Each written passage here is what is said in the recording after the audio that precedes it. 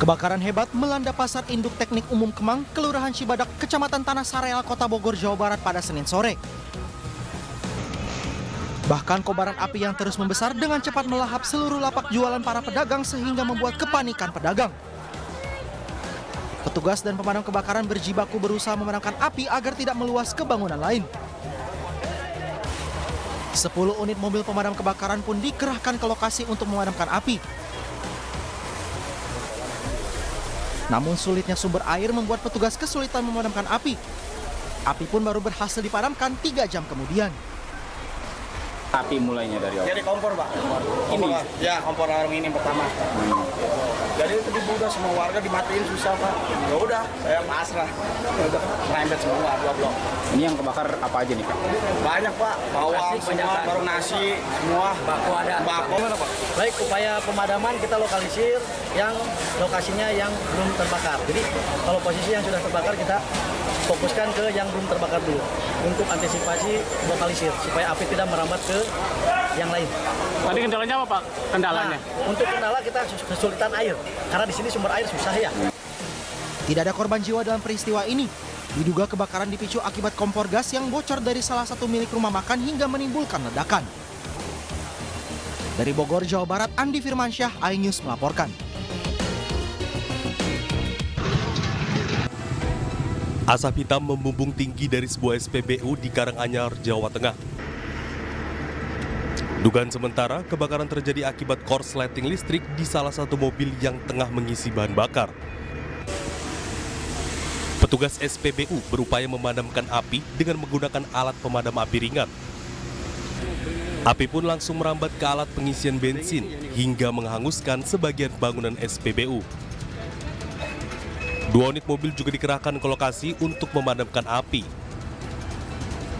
Selain menghanguskan mobil dan SPBU, pemilik mobil juga mengalami luka bakar di bagian kaki hingga harus dilarikan ke rumah sakit.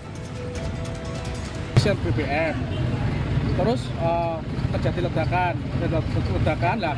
Itu kemungkinannya itu terjadi korsleting di listriknya mobil itu karena ledakan itu berasal dari mobil. Kayak ada suara ledak gitu loh. Itu langsung ada percikan api itu. Terus saya ngambil lapar, dan udah gimana ya? Udah nggak fungsi lah, nggak bisa fungsi. Terus saya ngambil lapar yang besar, udah besar. Belum diketahui kerugian akibat peristiwa ini, polisi pun kini masih menyelidiki penyebab pasti kebakaran. Dari Karanganyar, Jawa Tengah, Zanuar Setiaji, iNews melaporkan. Pemirsa, warga Banyuwangi digegerkan dengan sebuah makam yang porak-poranda usai jasad 1 minggu dimakamkan. Diduga pembongkaran makam terkait dengan ritual gaib.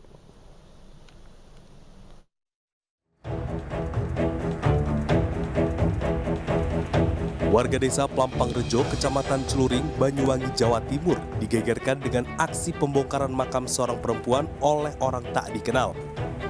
Diketahui, jenazah perempuan yang dimakamkan baru berusia 7 hari. Selain papan kayu penutup jenazah dan batu nisan yang berserakan di atas makam, diketahui tali pocong jenazah juga menghilang dari dalam makam. Kondisi tersebut kali pertama diketahui oleh juru penjaga makam saat hendak membersihkan pemakaman. Mau pulang ke barat lewat sini. Tahu-tahu saya nengok ke barat. Nah, itu makamnya anaknya Pak Katimin kok berserakan tanahnya. Saya kaget. Tidak ada yang tahu persis kapan makam ini dibongkar. Diduga pembongkaran berkaitan dengan ritual gaib yang dilakukan oleh pelaku. Keluarga almarhum yang mengetahui hal ini sangat terpukul dengan aksi pembongkaran makam oleh orang tak dikenal tersebut. Setelah kami bersama-sama dengan warga dan juga keluarga bersepakat untuk melihat bersama-sama, mengecek bersama-sama, ternyata tidak terjadi kehilangan untuk mayatnya sendiri. Sedang berarti untuk yang diambil kemarin itu hanya tali mayatnya saja, 3 tali mayat, tetapi untuk organ tubuh dari si mayat tersebut masih semuanya utuh. Pengerusakan makam tersebut hingga kini masih dalam penyelidikan pihak kepolisian. Dari Banyuwangi, Jawa Timur, Eris Utomo, iNews melaporkan. Pemirsa, Kapolda Sumatera Utara kunjungi rumah wartawan korban kebakaran di Kabupaten Karo, Sumatera Utara. Kedatangan Kapolda ini memberi harapan bagi keluarga terutama anak korban yang meminta agar kasus kematian sang wartawan diusut tuntas.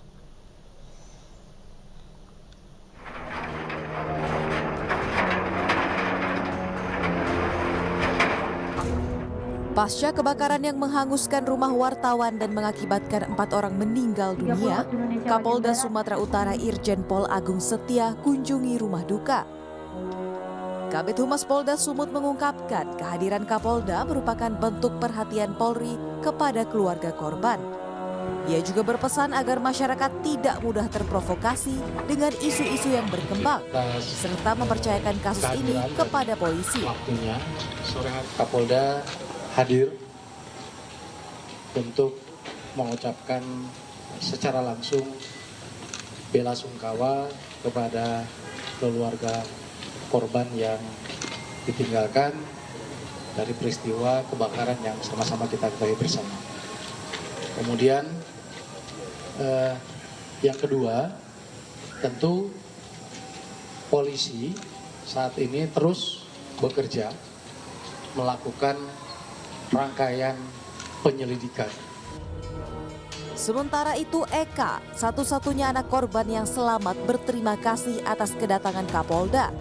Kendati demikian, ia merasa masih banyak hal yang perlu disampaikan, termasuk terkait ancaman yang ia rasakan tentang penyelidikan kasus sang ayah. Saya merasa terancam pada saat saya semalam dipanggil untuk wawancara, dimintai keterangan ke kantor polisi. Saya merasa terancam. Saya merasa kata-kata itu harus saya iakan, bukan dari kemauan saya. Harapan kita bagaimana Kak supaya Kapolda membantu untuk mengungkap seperti ini? Iya, agar Bapak Kapolda memberi waktunya sedikit lagi untuk dapat mendengarkan keluh kesah saya.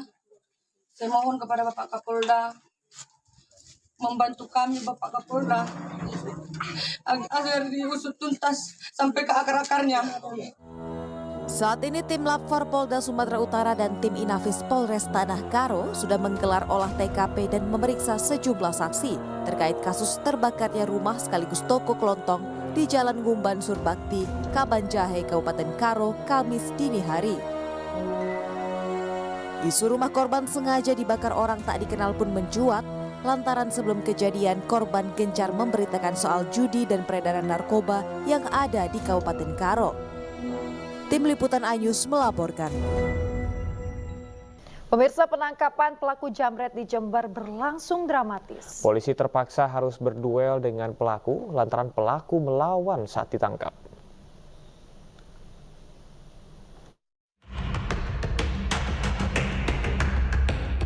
Kamera pengawas di sebuah jalan raya Kecamatan Bangsal Sari, Jember merekam seorang jamret baku hantam dengan polisi saat hendak ditangkap. Sementara rekannya ditangkap tanpa perlawanan di rumahnya. Keduanya ditangkap setelah korban yang dijamret melapor ke polisi. Kedua pelaku menjamret korban di kawasan Desa Petung, Kecamatan Bangsal Sari saat hendak pulang ke rumahnya dari konter handphone. Keduanya kini diamankan di Polsek Bangsal Sari, Jember. Selanjutnya, dari pelaporan korban, kami melakukan serangkaian penyelidikan. Tentunya kemarin kami mendapati posisi handphone milik korban berada di salah satu wilayah di Kecamatan Patrang. Polisi juga menyita barang bukti 2 handphone, surat-surat penting dan sepeda motor sebagai alat untuk melakukan aksi kejahatannya. Dari Jember, Jawa Timur, Bambang Sugiarto, Ainus melaporkan. Kita ke informasi berikutnya, pemirsa. Diduga lantaran tidak mendapatkan harta warisan, seorang anak di Karawang, Jawa Barat menggugat ibu kandungnya sendiri ke meja hijau. Sengketa anak dan ibu kandung ini kini tengah bergulir di Pengadilan Negeri Karawang.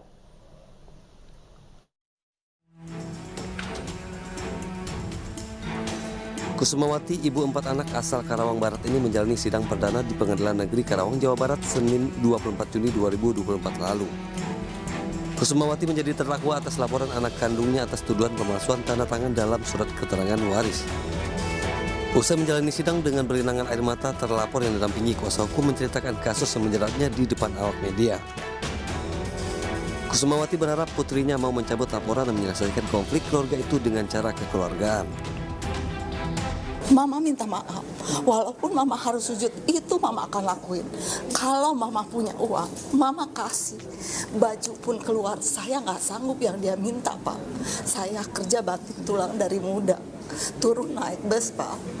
Saya kerja. Saya bilang, udah kan, udah. Pada sidang perdana, majelis hakim meminta agar kasus sengketa warisan ini bisa diselesaikan dengan damai. Sementara itu, sang anak belum memberikan pernyataan resmi terkait kasus ini. Tim Liputan iNews melaporkan. Pemirsa, polisi akhirnya menetapkan pengasuh pondok pesantren di Lumajang, Jawa Timur sebagai tersangka atas kasus persetubuhan anak di bawah umur. Tersangka menikahi santrinya tanpa diketahui oleh pihak keluarga.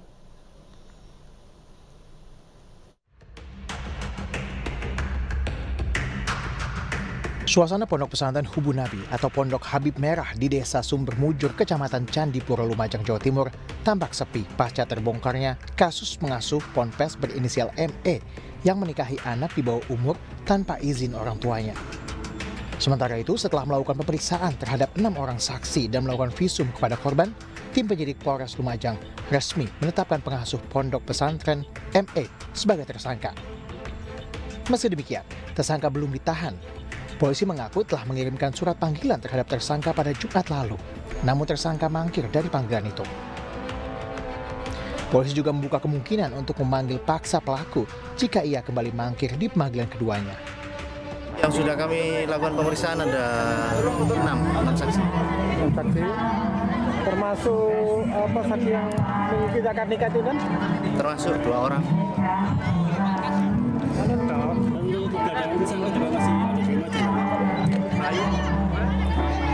Panggilan yang jelas kami luncurkan ke sesuai alamat dari tersangka.